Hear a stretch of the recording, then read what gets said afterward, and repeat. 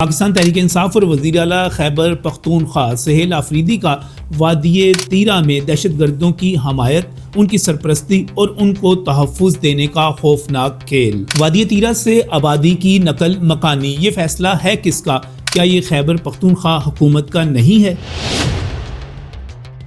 جی ہاں، اگر یہ فیصلہ خیبر پختونخوا کی حکومت کا نہیں ہے تو 28 اکتوبر 2025 کا ڈپٹی کمشنر خیبر کا خط کیا ہے؟ 26 دسمبر 2025 کو خیبر پختونخوا حکومت کے سہیل خان، ان کی طرف سے ایمرجنسی کا نفاذ کیا ہے؟ خیبر پختونخوا کی حکومت کی طرف سے 4 ارب روپے جاری کیوں کیے گئے؟ اگر سہیل آفریدی آن بورڈ نہیں تھے، یہ فیصلہ ان کا نہیں تھا۔ وزیر اعلیٰ خیبر پختونخوا کی ریاست مخالف اور دہشت گردی کو تحفظ دیتی ہوئی سیاست کس لیے، کیوں؟ اس ویلاگ میں سنیے گا۔ بسم اللہ الرحمن الرحیم۔ السلام ناظرین، میں ہوں نجم علی خان اپنے ویلاگ کے ساتھ، اور آج کا موضوع بہت ہی اہم ہے۔ یہ ہے وادی تیرہ کے حوالے سے، جو کہ اس وقت ہیڈ لائنز میں ہے، اخبارات کی شہ سرخیوں میں ہے۔ کہا یہ جا رہا ہے کہ وادی تیرہ سے جو آبادی کی نقل مکانی ہو رہی ہے وہ فوج کروا رہی ہے، وہ حکومت پاکستان کروا رہی ہے، جبکہ خیبر پختونخوا کی حکومت جو ہے، خاص طور پہ وزیر اعلیٰ خیبر پختونخوا سہیل آفریدی اس میں آن بورڈ نہیں ہے، یہ ان کا فیصلہ نہیں ہے۔ وہ اس کے خلاف نہ صرف بیانات دے رہے ہیں بلکہ جرگہ بلانے کا اعلان بھی کر رہے ہیں۔ ان کی یہ سیاست ہے کیا؟ بنیادی طور پر وزیر اعلیٰ خیبر پختونخوا سہیل آفریدی، جو کہ وہاں پر آفریدی قبیلہ موجود ہے، اس کو قبائلی عصبیت کی بنیاد پر غلط استعمال کر رہے ہیں۔ جی ہاں، قبائلی عصبیت کا سیاسی مقاصد کے لیے اور ریاست مخالف استعمال، صرف اور صرف فوج کو زج کرنے کے لیے دہشت گردوں کی حمایت، ان کی سرپرستی، ان کو تحفظ دینے کی کوشش۔ جبکہ حقائق کیا ہیں؟ آئیے ہم آپ کو اس میں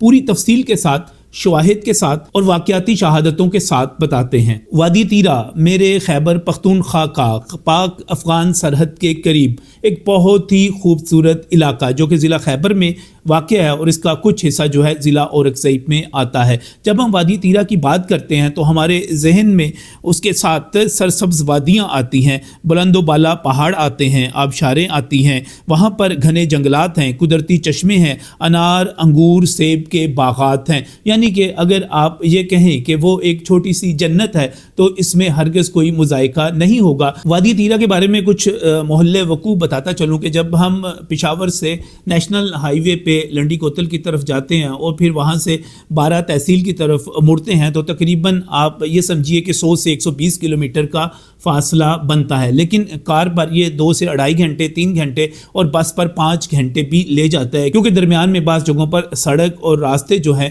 وہ بہت مشکل ہیں، کچھ گھاٹیاں ہیں، کچھ ایسا راستہ ہے جو کہ آپ کہہ سکتے ہیں کہ کچا راستے کے برابر کہا جا سکتا ہے۔ اب ایک بڑا منصوبہ جو ہے وہاں پر شروع کیا گیا ہے، 45 کلومیٹر کی ایک سڑک ہے جس کو بنایا جا رہا ہے۔ جب اس کی تعمیر مکمل ہوگی تو یقینی طور پر وہاں پر رسائی بہت آسان ہو جائے گی، لیکن چونکہ رسائی مشکل ہے، پاک افغان سرحد ہے، دوسری طرف افغانستان کا صوبہ ننگرہار ہے، تو وہاں سے جب آپ سرحد کو دیکھتے ہیں ایک مشکل اور پیچیدہ سی سرحد ہے، تو وہاں سے خوارج آسانی کے ساتھ وادی تیرہ میں آ جاتے ہیں، اور وادی تیرہ سے وہ آگے کی طرف موو کرتے ہیں۔ وہ انہوں نے اپنا ایک گڑھ بنا رکھا ہے۔ ہم نے اس پر عسکری ذرائع سے پوچھا کہ یہ صورتحال ہے کیا، تو پتہ چلا کہ وہاں پر جو ہم گٹھ جوڑ کی بات کرتے ہیں، خوارج کا مقامی جرائم کے ساتھ اور منشیات کے ساتھ گٹھ جوڑ، یہ سارے کا سارا گٹھ جوڑ ہمیں وہاں پر ملتا ہے، اور ایک طویل عرصے سے وہاں پر انٹیلیجنس بیسڈ آپریشنز ہو رہے ہیں۔ اب تازہ ترین صورتحال یہ ہے کہ خیبر پختونخوا سے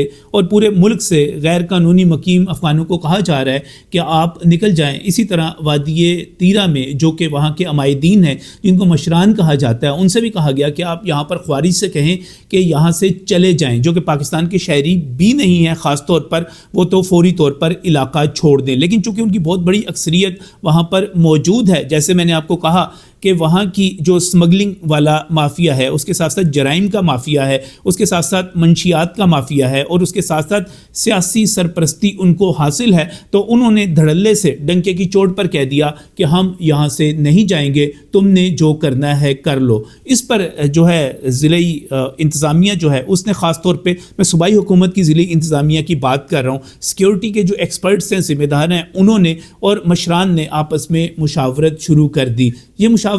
یہ جو آپس میں بات چیت ہے کوئی 3 ماہ تک جاری رہی، اور اس میں یہ فیصلہ کیا گیا کہ جب فصلوں کی کٹائی وغیرہ اور مناسب موقع ہوگا تو آبادی یہاں سے نقل مکانی کر جائے گی، یہاں پر حکومت ان کو سہولت فراہم کرے۔ صوبائی حکومت کی بات کر رہا ہوں، تو اس سے یہ ہوگا کہ بعد میں جو خوارج ہیں ان کے خلاف آپریشن زیادہ آسان ہو جائے گا، کیونکہ اگر خوارج وہاں پر موجود رہتے ہیں اور آپریشن بھی ہوتا رہتا ہے تو وہاں پر جس کو ہم کولیٹرل ڈیمیج ہے، یعنی کہ آبادی کا نقصان، عام لوگوں کا نقصان، باہمی نقصان، وہ بڑھ جاتا ہے۔ اس پر اتفاق رائے کر لیا گیا، اور پھر اس کے اوپر ڈپٹی کمشنر خیبر نے ایک لیٹر بھی جاری کیا، جو کہ 28 اکتوبر 2025 کا لیٹر ہے، جس میں بتایا گیا کہ اس پر اتفاق رائے ہو گیا ہے کہ یہاں سے نقل مکانی ہوگی، اور یہ وہاں کی مقامی آبادی کی خواہش تھی، کیونکہ وہ وہاں پر جس طرح وہاں پر چرس کے میلوں کی بات آتی ہے، وہاں پر منشیات فروشوں کی بات آتی ہے، وہاں پر دہشت گردوں کے موجود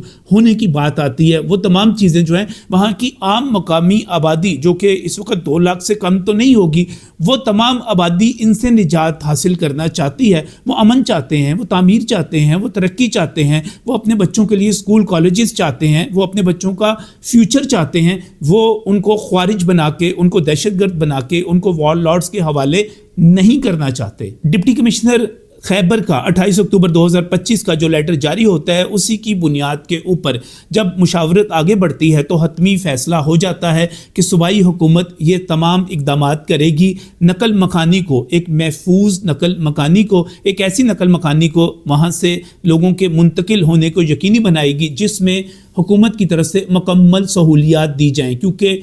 اس وقت موسم کی شدت جو ہے وہ بھی اپنے عروج پر ہے۔ حکومت اس کے لیے 4 ارب روپے جاری کرتی ہے، اور اس میں بنیاد جو ہے اس تمام چیز کے سچ ہونے کے حوالے سے حکومت خیبر پختونخوا کے وزیر اعلیٰ خیبر پختونخوا کے اس میں شامل ہونے کے حوالے سے وہ لیٹر ہے جو اس وقت میں آپ کو سکرین پر دکھا رہا ہوں۔ اس کی تاریخ جو ہے وہ 26 دسمبر 2025 کی ہے۔ سہیل خان جو کہ secretary relief rehabilitation and settlement department ہیں، وہ باقاعدہ طور پر وہاں پر ایمرجنسی لگانے کا اعلان کرتے ہیں۔ میرا سہیل افریدی سے بڑا واضح سوال ہے کہ اگر یہ سب کچھ جھوٹ ہے، غلط ہے، اور یہ سارے جو فیصلے ہیں وہ صوبائی حکومت نہیں کر رہی، تو پھر یہ کون کر رہا ہے؟ یہ لیٹر کس طرح جاری ہو رہا ہے؟ یہ تمہارا سیکٹری کر رہا ہے، یہ تمہاری حکومت کر رہی ہے، یہ تمہارا ڈپٹی کمشنر کر رہا ہے۔ تم اس سے بھاگ کیسے سکتے ہو؟ اس سے انکار کیسے کر سکتے ہو؟ یہ تو صریحاً جھوٹ ہے، وعدہ خلافی ہے، اور ایک طرح سے سیاسی مقاصد کے لیے وہی غلیظ قسم کی حرکتیں ہیں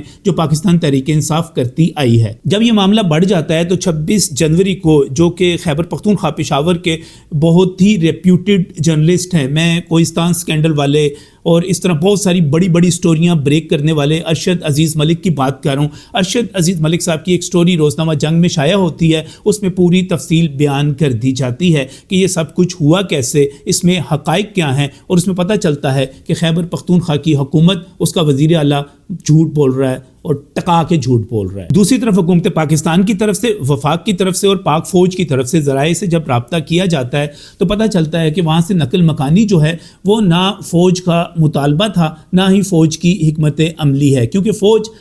IBOs یعنی کہ انٹیلیجنس بیسڈ آپریشنز کر رہی ہے، اور وہ کسی بڑے آپریشن کے لیے وہاں پر نہ تیار ہے، نہ اس کی کوئی منصوبہ بندی کی گئی ہے، کیونکہ ایسی کوئی اطلاعات موجود نہیں کہ وہاں پر فوج کی کوئی بڑی نقل مکانی، کوئی نقل و حرکت، کوئی منتقلی کی گئی ہو۔ جب فوج ہی وہاں پر نہیں گئی تو پھر دشمنی کیسی، پروپیگنڈا کیسا، جھوٹ کیسا، فوج پر ڈالنا کیسا؟ یہ سب کچھ جو ہے ایک پلاننگ کے تحت، چونکہ پاکستان تحریک انصاف 9 مئی سے لے کر آج تک، اور انڈیا کی پاکستان سے ہونے والی جنگ سے لے کر، میں مارکہ حق کی بات کر رہا ہوں، آپریشن بنیان المرصوص کی بات کر رہا ہوں، یہ ایک مخصوص حکمت عملی ہے کہ آپ نے فوج کو گندا کرنا ہے، فوج کے اور عوام کے درمیان میں فاصلے بڑھانے ہیں، لیکن یہ تمام صحافیوں کی ذمہ داری ہے کہ وہ حقائق سامنے لے کر آئیں، سچ بتائیں۔ یہ فیصلہ مشران کا ہوتا ہے، یہ فیصلہ خود وہاں کے لوگوں کا ہوتا ہے، اور اس وقت جو ہمارے پاس اعداد و شمار موجود ہیں اس کے مطابق 65% خاندان وہاں سے نقل मकानी कर चुके,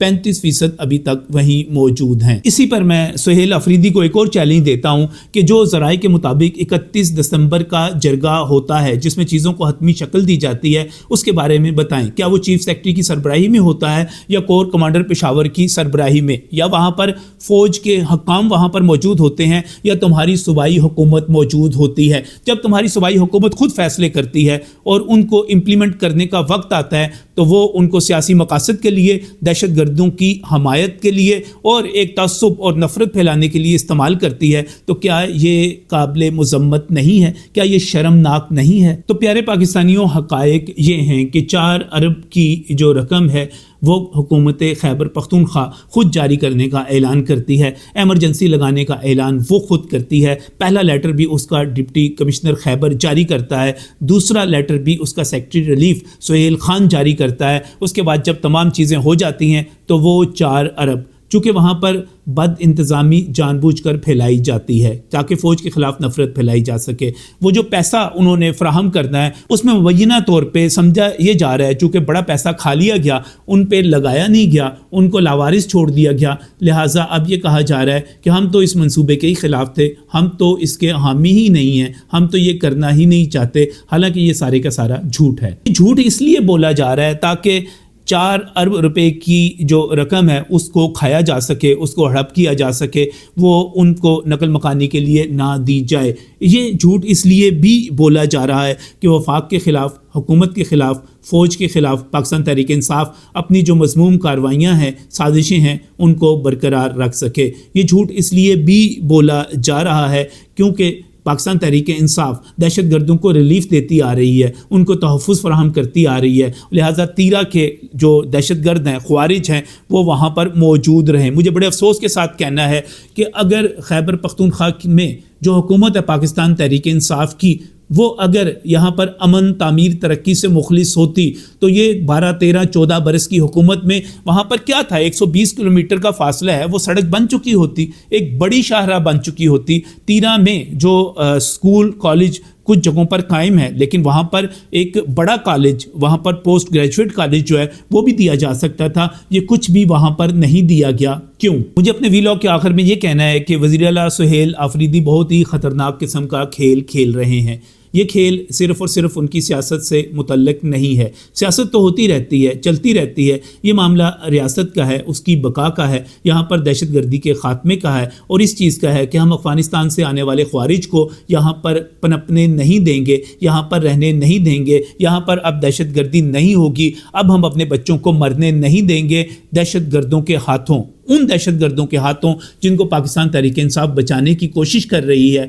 अब ये सब कुछ नहीं चलेगा, अब सिर्फ सच चलेगा, हक चलेगा, हक़ाइक़ चलेंगे। और इसके मुकाबले में मैं चैलेंज देता हूँ कि ये जो हमने यहाँ पर सबूत और लेटर्स दिखाए हैं, जो फ़ैसले बताए हैं, वो क्या ख़ुद इनकी हुकूमत के नहीं हैं? अगर हैं तो फिर ये सब कुछ जो कर रहे हैं वो झूठ है, मुनाफ़िक़त है, मुल्क दुश्मनी है, इसके सिवा कुछ भी नहीं है। इनसे होशियार और ख़बरदार रहें। ये बहुत ही ख़तरनाक साजिशी लोग हैं और पाकिस्तान को तोड़ना चाहते हैं, यहाँ पर दहशत गर्दी को बरकरार रखना चाहते हैं। इनसे मोहतात रहें, ख़बरदार रहें।